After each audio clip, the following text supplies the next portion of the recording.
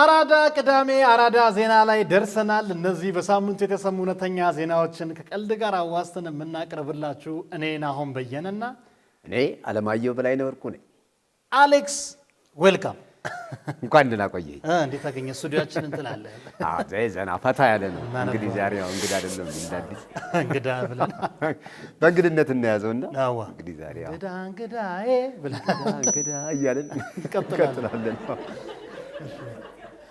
ቻይና ከምድር በላይ 200 ሜትር ከፍታ ላይ የተንጠለጠለ አስደናቂ የህፃናት እግር ኳስ ሜዳን ገነባች። ከምድር በላይ ነው እንግዲህ ቻይና።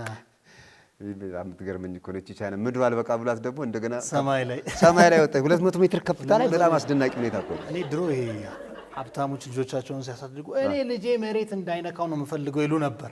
ይኸው ላኩ አሳዩን አደረባይ። በምድር ላይ የእግር ኳስ ጨዋታ ቻይና ቢከብዳትም በሰማይ ሞክሩን እስኪ ያለች ይመስላል። እኔ ግን ሻውሊን ሶከር የሚለው ፊልም ነው ትዝ ያለኝ። የትኛው ፊልም ነው? የቻይናዎች የእግር ኳስ ኩንጉፉና እግር ኳስን አንድ ላይ አጣምረው ያደረጉት በእንቁላል ጢባጢቤ የሚጫወቱበት ደስ አይነት ነገር ነው። ይሄ ደግሞ ለህፃናት ነው። የሚገርም ነገር ለህፃናት አስበው። በጣም አሰቃቂ ነው። 200 ሜትር ከፍታ ላይ ከፍ ማለቱ ያስፈራል። በጣም ያስፈራል። ምን አስበው ነው? ለምሳሌ አሁን 200 ሜትር ከፍታ ላይ ያለን የእግር ኳስ ሜዳ ህፃናት ሲጫወቱበት ኳስ ወደ ውጭ ቢወጣ እንዴት ነው ሊመጣ የሚችለው? አይመጣም እንጂ ድሮ አሁን ስንጫወት ሰው ቤት ሲገባ አንኳክተህ ለምነህ ምናምን ያንንም ይሰብራል እኮ ነው። ስለዚህ በነፍስ ወከፍ አንዳንድ ኳስ ይኖራቸዋል፣ ሲወጣ መስጠት ነው። 22 ኳስ ይዘህ ነው የምትገባው። ቻይና ጂጂያንግ ግዛት ከሚገኘው የጂንዋ ጉስ የተባለ ያው ቻይንኛው እንግዲህ ስለሚከብድ የመዝናኛ ፓርክ ውስጥ ከምድር በላይ 200 ሜትር ያህል ከፍ ብሎ የተገነባ ወይም የተንጣለለ የህፃናት የእግር ኳስ ሜዳ ተገንብቷል። ያው ህፃናት መረቡ ላይ ሲጫወቱ ከስራቸው ያለውን ሸለቆ እየተመለከቱ ኳስን የመጫወት የማይረሳ አጋጣሚን ይሰጣቸዋል የተባለው። የሚገርም ነው። በጣም የሚገርም ከፍታቸው እንደገና ደግሞ ሸለቆ አለ። ሸለቆ ነው። እኔ አድቬንቸር ህልም የሚመስል ጨዋታ ለምን እንደሚያጫውቷቸው እንዴ በግፊያ ቢወድቁ እኮ የምታገኛቸው የት ነው? ጥልቅ ውስጥ ምን አይነት ድፍረት ነው?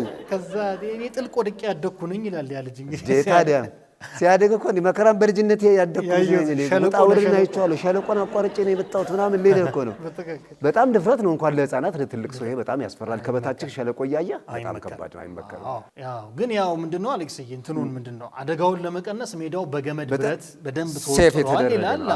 ግን ቢሆንም በህፃናት አይምሮ አስበው እንግዲህ መጨነቁ ምናምን አለ፣ ያስጨንቃል። የኛ ልጆች ቢሆኑ አሁን እንዴት ነው የምታስባቸው? 200 ሲጀመር ማን ሜዳውን ይሰቅላል እዚህ? ለነገሩ የታችንም አልጨረስነውም ገና። የታችሁ ተቻለቀ።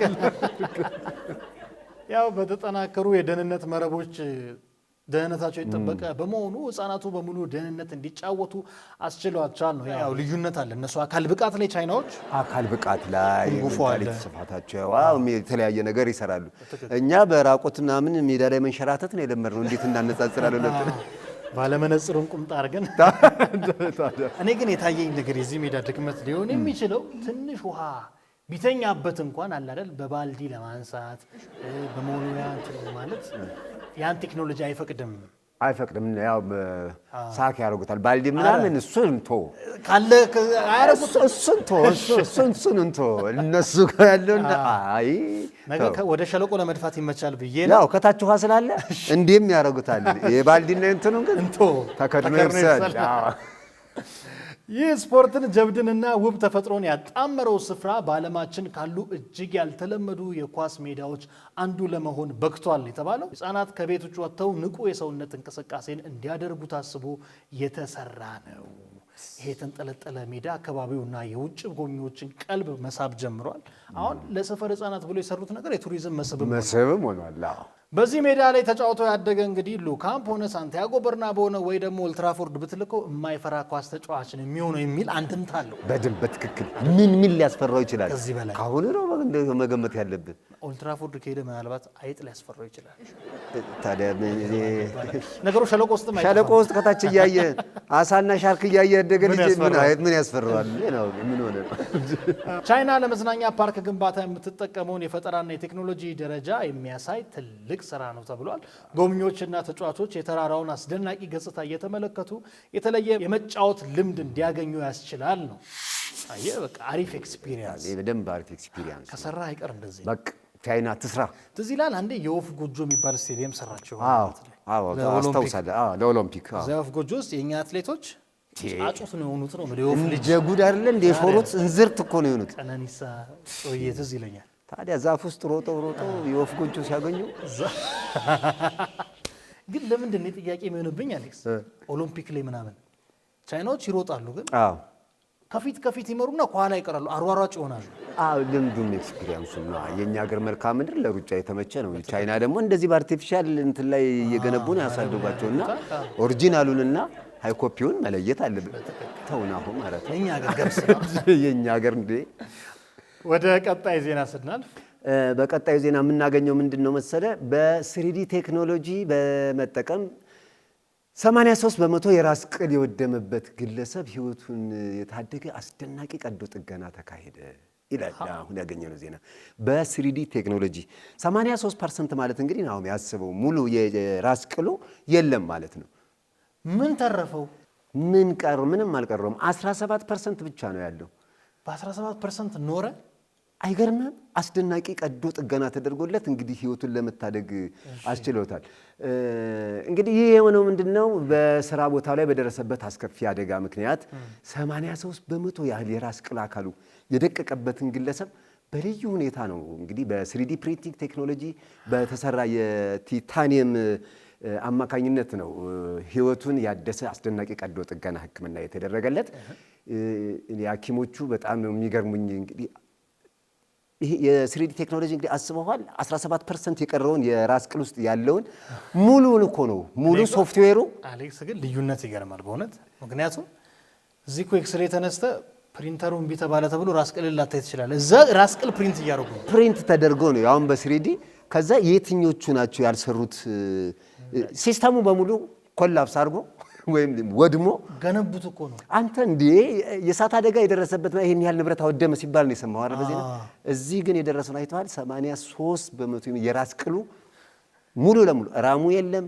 የሰውየው ምን የለም እንደ አዲስ ነው አሴምብል ተደርጎ የተገጠመለት ይሄ ሰውዬና በጣም ባስደናቂ ቀዶ ጥገና ነው ህይወቱን የታደጉት ሐኪሞቹ በጣም ይገርሙ ናቸው ግን እንደዚህ አሪፍ ነው ምክንያቱም 83% ሰው ይሄ ግማሽ ሆኖ ምናምን መኖር ይችላል ማለት ነው እኮ ስለዚህ ፕሪንት እስኪያደርጉ ድረስ እሱ በህይወት መቆየት አለበት አይደል እንግዲህ አቆይተውታል ማለት ነው አሁን ትንሽ እኮ ቢሳሳት ምናምን እንዲያላናት ነው የሚገጥመው እኔ በጣም ተጠራጠርኩት ምን እንደው ታውቃለህ ሌላ እሱን የሚመስል በሱ ብራንድ የተሰራ ሌላ ሰው ኤክስፓየር ያደረገ ሰው ወይም ደግሞ በህይወት ያለፈ ሰው አለ ከዛ ላይ እየለቃቀሙ እንደ ፊውዝ መሰለኝ የገጠሙለት እንጂ በገመትም እኮ ትልቅ አድናቆ ባዶ ነውን ቦታ እንዴ ሊሆን ይችላል በ17% መኖር ከቻልክ አስደናቂ ነው እኛ መቶውን የሚዘን እንጂ ምን ነው ይመስላል አረት ነው በትክክል በጣም አስደናቂ ነው እንግዲህ የዚህ የጭንቅላቱን ዝርዝር የዲጂታል ሁኔታ ከዘረዘሩ በኋላ ነው ይሄንን የ3D የቲታኒየም ቴክኖሎጂ ተጠቅመው ወደ ሙሉ ጤነኝነት የመለሱት እንግዲህ ሐኪሞቹ ህክምናውን ከመጀመራቸው በፊት የሲቲ ስካን ምስሎችን በመጠቀም የጭንቅላቱን ዝርዝር ዲጂታል ሞዴል የገነቡ ሲሆን በዚህም የወደመውን የራስ ቅል ክፍል በትክክል የሚተካ ቅርጽ ማዘጋጀት ችለዋል የህክምናው ዋና ሂደቶችና ስኬቶች በ3D ፕሪንቲንግ ቴክኖሎጂ የተሰራው የቲታኒየም አካል የተጎዳውን የራስ ቅል ክፍል ከሱ ጋር ሙሉ በሙሉ በሚባል ደረጃ በትክክል እንዲገጣጠም ሆኖ ተቀርጿል የቲታኒየሙ አርቲፊሻል አካሉ የራስ ቅሉን የቀደመ የጥንካሬና ቅርጽ በከፍተኛ ደረጃ መመለስ አስችሏል ቀዶ ጥገናው ከተለመዱት የህክምና ዘዴዎች ይልቅ በቴክኖሎጂ የተደገፈ የህክምና ዘዴ ምን ያህል ውጤታማ እንደሆነ ማሳያ ሆኗል ተብሏል እዚህ ጋር ግን እኔ አሌክስ አሁን ይሄን የጎደለ ጭንቅላት በ3D ፕሪንተር ከመለሱ ባዶ ሆድ መሙላት ይችላሉ አይ በ3D ምን ከበደ አንጎል ከተካ አንጎልን የሚያህል ነገር የቀድሞውን እንዲመስል አድርገው አስተካክለው ትክክለኛውን እስኪመስል ፐርፌክት አድርገው ከሰሩ ግን የራስ ቅል ነው የተኩት እንጂ አንጎሉን አልተኩ የራስ ቅሉን ስለዚህ ባዶ ነው በዚህ ሳይድ አሁን ይጫዋል እሱ የጭንቅላቱ ቋቋለ እንደ ባዶ ቢሮ ውሃ እንደሞላ በርሜል ቋቋ ይላል ይላል አይመስለኝም ለዚህ ቴክኖሎጂው በጣም የሚደግፋቸው ይመስለኛል ግን ለማንኛውም በጣም አስደናቂ የሆነ ቀዶ ጥገና እንዳደረጉለት ሐኪሞቹ ተናግረዋል ለዚህም ደግሞ ቴክኖሎጂው በጣም እንደደገፋቸውም አብራርተው ገልጸዋል አሁን እንትን ይጀምራል ሰፈር ውስጥ ስቴሽነሪ ቤት ምናምን 3D ፕሪንት 3D ይባላል። እጆ ተቆርጧል እጅ ፕሪንት እናደርጋለን። ሲቲ ስካን ይገርመን ነበር። በቃ ይኸው የተሻለ ደግሞ መጣል አንድ ለ3D ፕሪንት ወደ ቀጣይ ዜና ስናልፍ የቀስተ ደመናው አያት ድንቅ የሥነ ጥበብ ሥራ የታይዋንን መንደር ከፈረሳ ሕይወቷ ነፍስ ዘርቶላታል እየተባለ ነው። የቀስተ ደመናው አባት የተረት ስም ነው የሚመስለው። አስማተኛዋ አሮጊት እንደሚባል ቀስተ ደመናው አያት በጣም የሚገርም የቲያትር አናውንስመንት አስመሰልና የቃቄ ወርዶት የቀስተ ደመናው አያት ይላል። ምንድነው የሚለው ዜናውን የሚለውን ስናይ እንግዲህ ቀስተ ደመናው አያት በሚል ቅጽል ስያሜው የሚታወቁት ሁዋንግ ያንግፉ የተባሉ ግለሰብ በታይዋን ታይቹንግ የሚገኘውንና ሊፈርስ ተቃርቦ የነበረውን አሮጌ የጦር ሰራዊት መንደር በቀለማት አሸብርቆ ስዕሎቹን በማስጌጥ ወደ አስደናቂ ከፍታ ወይም የሥነ ጥበብ ጋለሪነት ቀይረውታል። አይገርምህ?